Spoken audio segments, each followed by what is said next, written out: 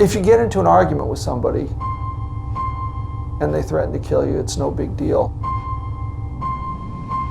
But when you know that there are people who are professional killers and you know that they've killed people,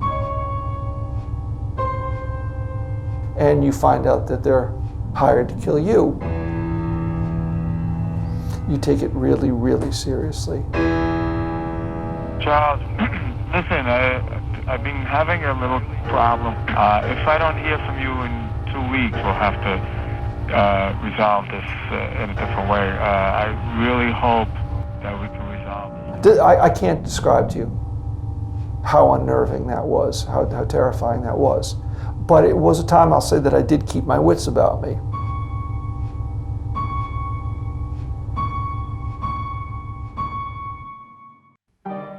Well, for me, low-life culture has to do with either by circumstance or design, living a disenfranchised life, living on the margins, having to make choices that don't necessarily cohere with what people in mainstream culture do.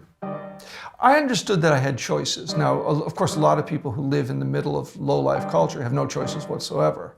It's a derogatory term, but it's also a survival skill, inventing the terms of your own existence, where you do what you need to do in order to get by.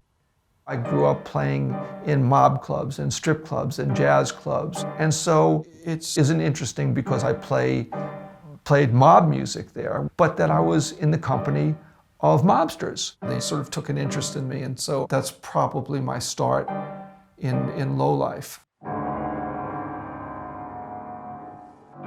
People who watch boxing don't do it in a nuanced way. They don't do it with any appreciation of the culture. And they think that fighters owe them something. I just developed a kind of moral ambiguity about the kind of punishment these guys were taking. You see these guys getting hit in the head, and you see how damaged they all are, every one of them. So I realized that fixing fights was a way to do a number of things at once. It minimized the damage, the neurological damage these guys were going to get. But I just realized that if I wanted to make money in boxing, the fastest and the easiest way to do it was to fix fights. But I thought, this is something that nobody gets away with forever.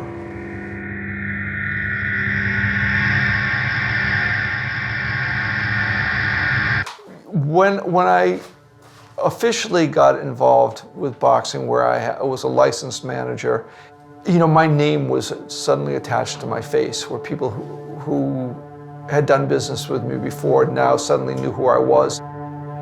I was dealing with the mafia, I was dealing with the Russian mob, I was dealing with some pretty dangerous people in the boxing business. And I thought one of the ways I could protect myself is if I had recordings. Charles, I know you're in Puerto Rico. I want you. Anyway, I got into some trouble with some mob guys.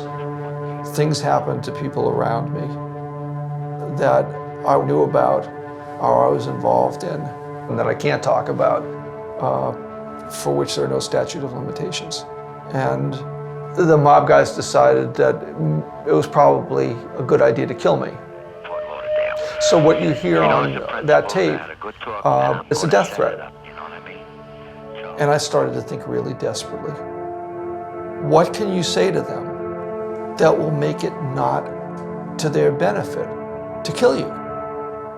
I came up with something that worked. I had a meeting with the very people who were looking for me, and we brokered a deal through somebody where they got something. They were in the fight business and they got something as a result. They got something good for them. And they were made to understand that I wasn't going to give them up under any circumstances, and that if anything happened to me, something much, much worse would happen to them.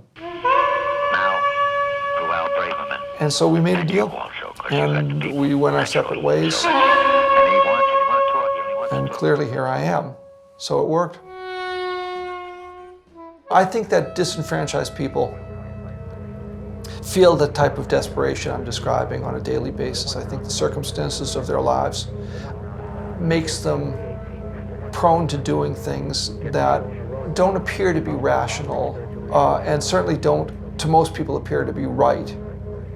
But I think there's a perception that people who live on one side of the law are doing things that are acceptable, and the people who live on the other side of the law are not. Life is much, much too nuanced for that. So, I mean, I think it's a dangerous thing to make blanket judgments about whether the way a person lives is morally acceptable or, ethically acceptable. But I think that the notion of right and wrong comes down to a kind of personal moral code, and that's really the only barometer you've got.